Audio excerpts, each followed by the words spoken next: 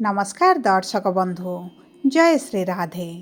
आजिर कार्यक्रमटी समस्त तुला राशिर व्यक्ति विशेषଙ୍କ ପାଇଁ बहुत अधिक गुरुत्वपूर्ण रही कारण यही भिडियो रे आपणकर संपूर्ण अगस्ट मासटी केमिति रहिबो एवं कौन परिवर्तन आपणक जीवन रे आसीबो एवं ग्रह मानकर जो गोचर एवं राशि परिवर्तन यही अगस्ट मास रे हेबा पाई जाउछि ताहा आपणक जीवन रे केमिति प्रभाव पकाइबो एवं केउ क्षेत्र गुड़िकरे आपण अधिक परिवर्तन देखिबे, समस्या देखिबे, प्रतिकूल परिस्थिति देखिबे किंबा उन्नति सफलता देखिबे ताहा एही भिडियो रे आगको विस्तृत भाव रे आलोचना करिबा।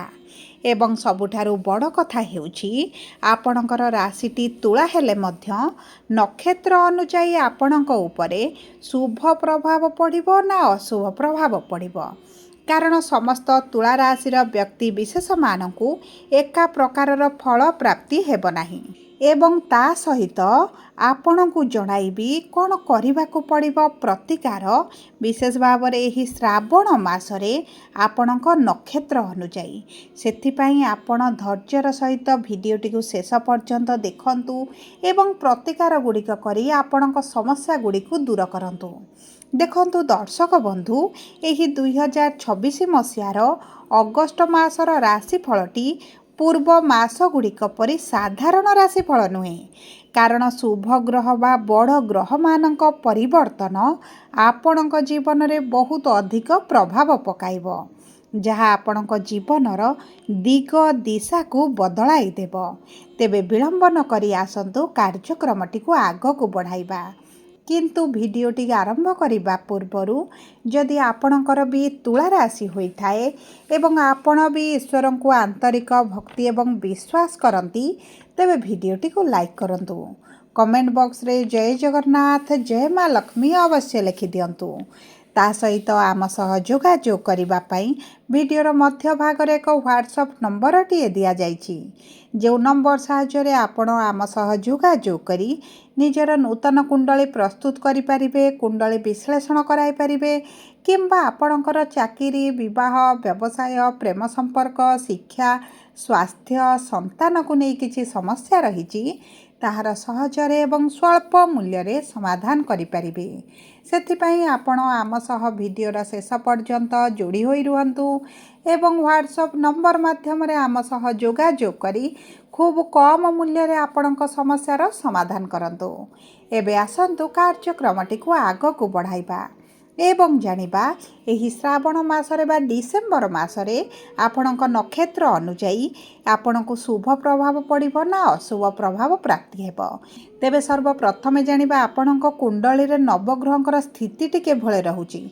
पंचम भाव रे राहु, षष्ठ भाव रे शनि, अष्टम भाव रे मंगल, नवम भाव रे बुध, दशम भाव रे गुरु एवं सूर्य, एकादश भाव रे केतु एवं द्वादश भाव रे शुक्र विराजमान करिसंती एवं एही अगस्ट मास 1 तारिख रे शुक्र राशि परिवर्तन करिसंती। 3 अगस्ट रे मंगल, 5 अगस्ट रे बुध एवं 17 अगस्ट रे सूर्य निजर चलन रे परिवर्तन बा राशि परिवर्तन करिवे जहार प्रभाव मध्य आपणक जीवन रे पड़िबो। तेबे सर्वप्रथमे जानिबा चित्रा तुला राशि 14/7 तुला राशिर व्यक्ति विशेष मानकर मंगल हेउछंती नक्षत्राधिपति एवं मंगल विराजमान करिसंती अष्टम भाव रे आपणकर भाग्यर भाव को गोचर करिवे जेउ कारणरू आपणकर भाग्यटी मजबूत हेबो। आपणकर जदि शिक्षा क्षेत्र रे समस्या, प्रेम जीवन रे समस्या, विशेष भाव रे संतान प्राप्ति रे समस्या देखुतिले तेबे सेही समस्या गुड़िक आपणकर दूर हेबो। आपणक कर्म क्षेत्र रे आपणक दरमा वृद्धि होई पारे, मान सम्मान वृद्धि होई पारे, कार्य को प्रशंसित करा जाई पारे, पोस्ट रे परिवर्तन होई पारे किंबा आपण जदि चाकरी परिवर्तन पई चेष्टा करूछंती सेही दिगरे मध्य आपण को शुभ फल प्राप्ति हेबो। किंतु शुक्र जेहेतु आपण को द्वादश भाव रे अछंती ଆପଣଙ୍କ ଖର୍ଚ୍ଚ ଉପରେ ଆପଣଙ୍କୁ ନିୟନ୍ତ୍ରଣ ରଖିବାକୁ ପଡ଼ିବ। ଆପଣଙ୍କର ଖର୍ଚ୍ଚରେ ବୃଦ୍ଧି ଘଟିବ। ମେଡ଼ିକାଲରେ କିଛିଟା ଅର୍ଥ ଖର୍ଚ୍ଚ ହୋଇପାରେ। ଆପଣଙ୍କୁ ଦୂରଯାତ୍ରା ବା ତୀର୍ଥଯାତ୍ରା କରିବାକୁ ପଡ଼ିପାରେ କିମ୍ବା ଆପଣଙ୍କର କିଛିଟା ପୂର୍ବରୁ ଇଚ୍ଛା ଅଭିଳାଷ ରହିଥିଲା ସେହି ଦିଗରେ ମଧ୍ୟ ଆପଣ ଅର୍ଥ ଖର୍ଚ୍ଚ କରିପାରନ୍ତି। ଯଦି ଆପଣ ଟଙ୍କାରୁ ଟଙ୍କା କମାଉଛନ୍ତି କିମ୍ବା ଅର୍ଥକୁ କୌଣସି ଜାଗାରେ ଇନଭେଷ୍ଟ କରୁଛନ୍ତି ତେବେ ସେହି କ୍ଷେତ୍ରରେ ଆପଣଙ୍କୁ ଶୁଭାଶୁଭ ଫଳ ପ୍ରାପ୍ତି ହେବ।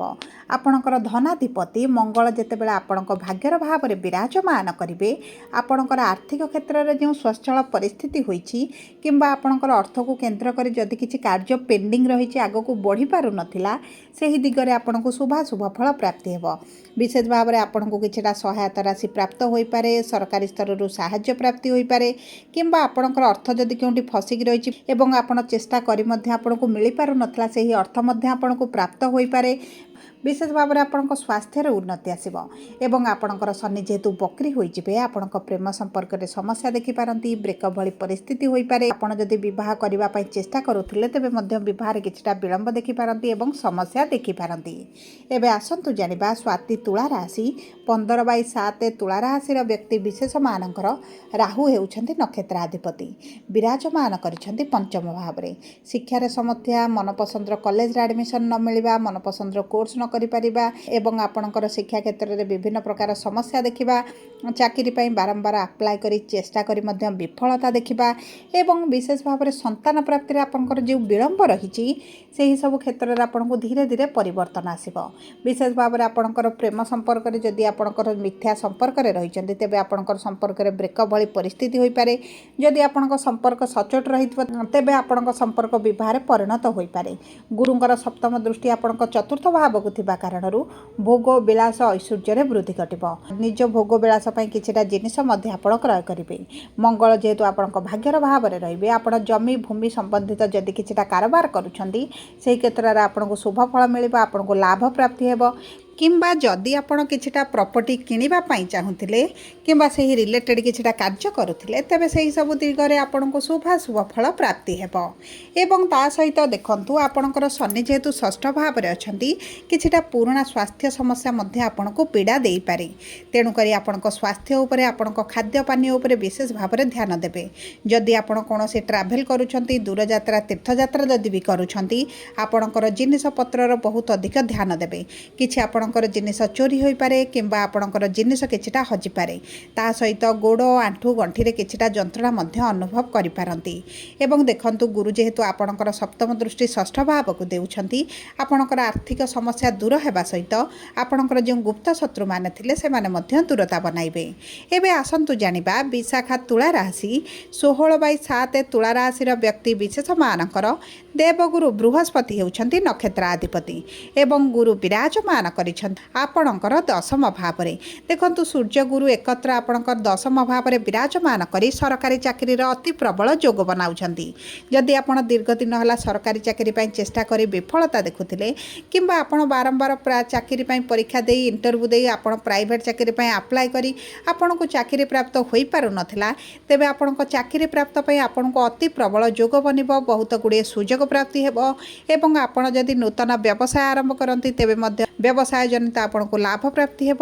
ଏବଂ ଦେଖନ୍ତୁ ଯଦି ଆପଣ ପୂର୍ବରୁ ପାର୍ଟନରସିପ୍ରେ କିଛିଟା କାର୍ଯ୍ୟ କରୁଥିଲେ ଏବଂ ପାର୍ଟନରସିପ୍ ବ୍ୟବସାୟରେ ଆପଣଙ୍କୁ ଲସ୍ ଭଳି ଗଲା ଭଳି ଲାଗୁଛି କିମ୍ବା ଆପଣଙ୍କ ସହିତ ଧୋକା ହେଲା ଭଳି ଲାଗୁଛି ଆପଣଙ୍କ ପାର୍ଟନର ଠକିଲା ଭଳି ଆପଣ ଅନୁଭବ କରୁଛନ୍ତି ତେବେ ମଧ୍ୟ ସେହି ସବୁ କ୍ଷେତ୍ରରେ ଆପଣ ଚାଲାକ ଚତୁର ବୁଦ୍ଧିମାନ ହୋଇ ଆପଣଙ୍କ କାର୍ଯ୍ୟଗୁଡ଼ିକୁ ହାସଲ କରିବେ। ଆପଣଙ୍କ ପ୍ରାପ୍ୟ ଆପଣଙ୍କୁ ପ୍ରାପ୍ତ ହେବ ଏବଂ କେତୁ ଯେହେତୁ ଏକାଦଶ ଭାବରେ ଅଛନ୍ତି ଆପଣଙ୍କର ଲାଭରେ କିଛି ନା କିଛି ସମସ୍ୟା ଦେଖିବାକୁ ମିଳୁଥିବ କିନ୍ତୁ ଆପଣଙ୍କର ଏହି ସମସ୍ୟା ଗୁଡ଼ିକ ଅଗଷ୍ଟ ମାସ ଶେଷ ସୁଦ୍ଧା ଧୀରେ ଧୀରେ ପରିବର୍ତ୍ତନ ଆଡ଼କୁ ଗତି କରିବ। ଏବେ ଆସନ୍ତୁ ଜାଣିବା କ'ଣ ରହିଛି ସହଜ ଏବଂ ସରଳ ପ୍ରତିକାର। ପ୍ରତ୍ୟେକ ଦିନ ଆପଣ ହନୁମାନ ଚାଳିଶା ପାଠ କରନ୍ତୁ, ଗୁରୁଙ୍କ ବୀଜ ମନ୍ତ୍ର ଜପ କରନ୍ତୁ, ଶୁକ୍ରବାର ଦିନ ଛୋଟ କନ୍ୟାମାନଙ୍କୁ କିଛିଟା ଦାନ କରନ୍ତୁ, କ୍ଷୀର ଆପଣ ପ୍ରତ୍ୟେକ ସୋମବାର ଦିନ ଅର୍ପଣ କରନ୍ତୁ ଏବଂ କୁକୁରମାନଙ୍କୁ କିଛିଟା ଖାଇବା ପାଇଁ ଦିଅନ୍ତୁ। ଆପଣଙ୍କ ପାଇଁ ଅତ୍ୟନ୍ତ ଶୁଭଦାୟକ ରହିବ। ଯଦି ଆପଣଙ୍କର ତୁଳା ରାଶି ହୋଇଥାଏ ଭିଡ଼ିଓଟି କିଭଳି ଲାଗିଲା କମେଣ୍ଟ ବକ୍ସରେ ଲେଖି ଜଣାନ୍ତୁ। ଯଦି ଆପଣଙ୍କ ପ୍ରିୟଜନଙ୍କର ତୁଳା ରାଶି ହୋଇଥାଏ ଭିଡ଼ିଓଟି ତାଙ୍କ ସହିତ ସେୟାର କରନ୍ତୁ। ଯଦି ପ୍ରଥମ ଥର ଆମ ଚ୍ୟାନେଲକୁ ଆସିଛନ୍ତି ଚ୍ୟାନେଲଟିକୁ ସବସ୍କ୍ରାଇବ୍ କରନ୍ତୁ। ପାଖରେ ଥିବା ବେଲ୍ ଆଇକନକୁ ପ୍ରେସ୍ କରନ୍ତୁ।